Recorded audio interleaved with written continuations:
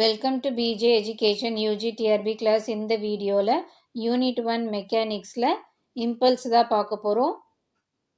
வாங்க வீடியோக்கு போகலாம். இப்போ இம்பல்ஸ்னால் என்னென்னு பார்க்கலாம். ரொம்ப ஷார்ட் டியூரேஷனில் கொடுக்கக்கூடிய ஃபோர்ஸோட எஃபெக்ட் தான் என்னென்னு சொல்லுவாங்கன்னா இம்பல்ஸ்னு சொல்லுவாங்க. அப்போ இம்பல்ஸ் எப்படி எழுதலாம்? Impulse is equal to force into டைம்னு எழுதலாம். That is I is equal to F into டின்னு எழுதிக்கிறோம். இதை ஈக்குவேஷன் 1ன்னு வச்சுக்கலாம். பை நியூட்டன் செகண்ட் லா, இது நம்மளுக்கு ஆல்ரெடி தெரியும். F is equal to MA, force is equal to rate of change of momentum. அதனால் இது எப்படி எழுதிக்கலாம்? டெல் பி பை டின்னு எழுதிக்கலாம். So F is equal to del P by டின்னு எழுதிக்கிறோம். டெல் பி மட்டும் இங்கே வச்சுக்கிட்டு டி அந்த பக்கம் கொண்டு போய் எழுதும் போது எஃப் இன்டூ டி ஆயிடுது. ஸோ இது ஈக்குவேஷன் 1, இது ஈக்குவேஷன் 2. இது ரெண்டுத்தையும் நம்ம கம்பேர் பண்ணுறோம். அப்படி கம்பேர் பண்ணும்போது நம்மளுக்கு என்ன கிடைக்குது? Del P is equal to I கிடைக்குது. ஐ என்ன? இம்பல்ஸ். அப்போது இம்பல்ஸ் எதுக்கு ஈக்குவலாக இருக்குது? ரேட் ஆஃப் சேஞ்ச் ஆஃப் மொமெண்டமுக்கு ஈக்குவலாக இருக்குது. இம்பல்ஸ் ஒரு வெக்டர் குவான்டிட்டி. இதோட யூனிட் என்ன? Kilogram metre per second. அப்படி இல்லைன்னா நியூட்டன் செகண்டும் எழுதிக்கலாம். இம்பல்சிவ் ஃபோர்ஸ்னால் என்னென்னு பார்க்கலாம். இம்பல்சிவ் ஃபோர்ஸில் வெரி லார்ஜ் ஃபோர்ஸ், ரொம்ப லார்ஜ் ஃபோர்ஸ் அப்ளை பண்ணுவாங்க ஷார்ட் டியூரேஷனில். இதுக்கு எக்ஸாம்பிள் பார்த்தோன்னா மோஸ்ட்டாக இந்த கொல்யூஷன், 2 பந்து மோதுறது, அப்படி இல்லைன்னா 2 கார் மோதுறது. ஸோ அந்த மாதிரியான கொல்யூஷனில் தான் நம்ம இதுக்கு எக்ஸாம்பிளாக பார்க்க முடியும். அப்போது very large force, short duration, within a second ஒரு லார்ஜ் ஃபோர்ஸ் அப்ளை பண்ணுறாங்க. இப்படி அப்ளை பண்ணும்போது நம்மளுக்கு கிடைக்கக்கூடியது தான் என்னது? இந்த இம்பல்சிவ் ஃபோர்ஸ். எக்ஸாம்பிள் பார்த்தோன்னா பேட் ஹிட்டிங் அ பால். ஸோ கிரிக்கெட்டில் அடிப்பாங்க இல்லையா, அதுவும் நம்ம ஒரு எக்ஸாம்பிளாக எடுத்துக்கலாம். இம்பல்சிவ் ஃபோர்ஸ் எப்படி எழுதலாம்? Impulsive force F is equal to impulse by டைம்னு எழுதிக்கலாம். That is F is equal to I by டின்னு எடுத்துக்கிறோம். So impulsive force is equal to rate of change of impulse. I by T இல்லையா, அதனால் rate of change of impulse.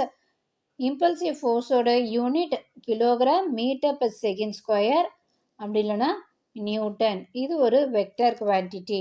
இதுக்கு example பார்க்கணுன்னா impulsive ஃபோர்ஸோட example பார்க்கலாம். மோஸ்ட்டாக நம்ம எல்லாருமே கிரிக்கெட் பார்த்துருப்போம். அங்கே கிரிக்கெட்டில் என்ன ஆகும்?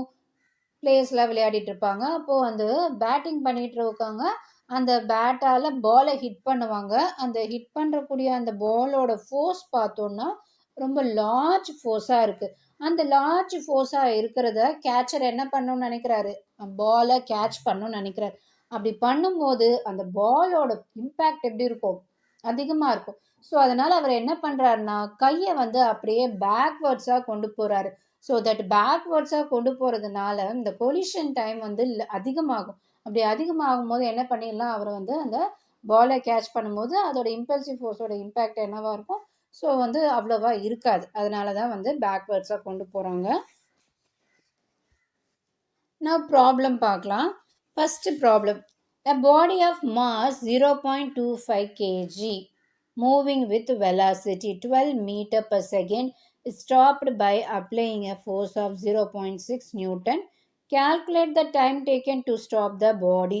ஏதோ ஒரு பாடி இருக்குது, ஒரு ஆப்ஜெக்ட். அந்த ஆப்ஜெக்டோட மாஸ் 0.25 kgயாக இருக்குது.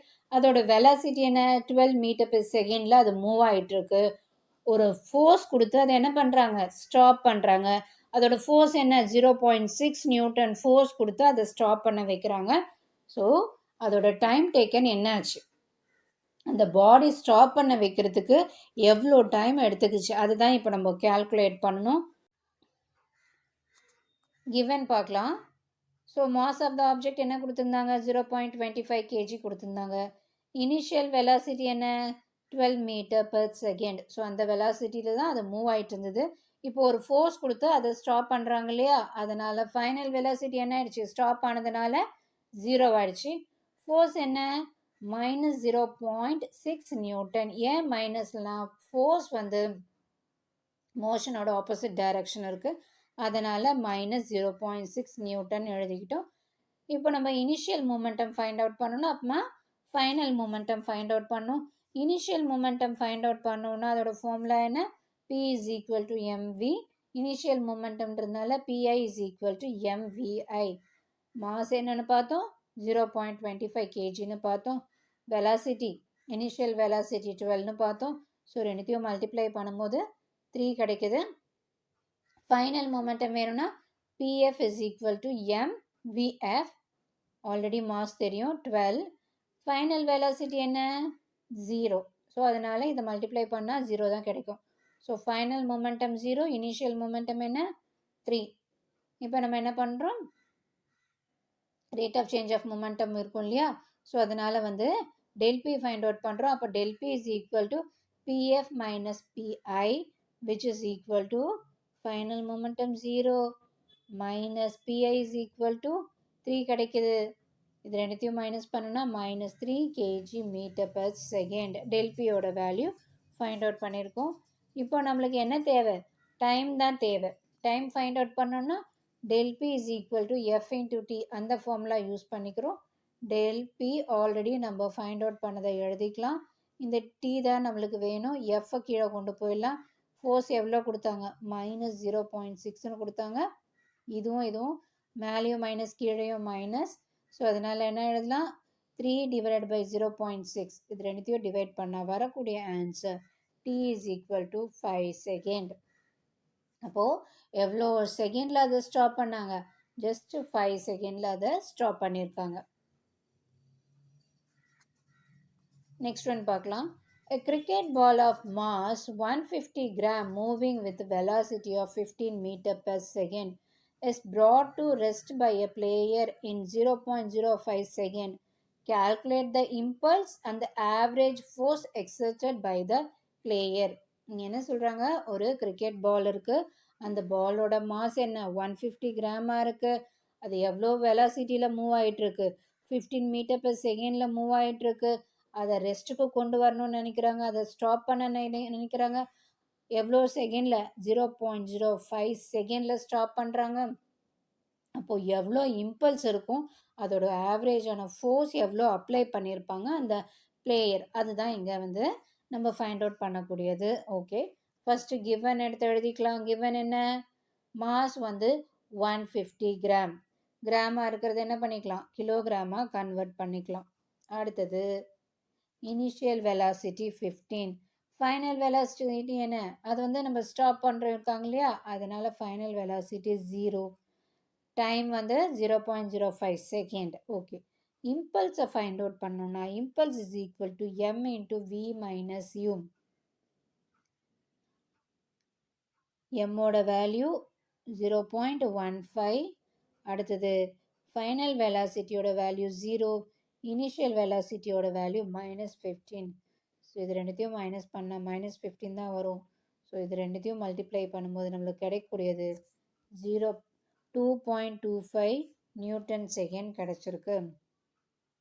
இம்பல்ஸை ஃபைண்ட் அவுட் பண்ணிட்டோம். அடுத்தது என்ன கேட்டிருக்காங்க? ஆவரேஜ் ஃபோர்ஸ் கேட்டிருக்காங்க. Average force is equal to impulse by time.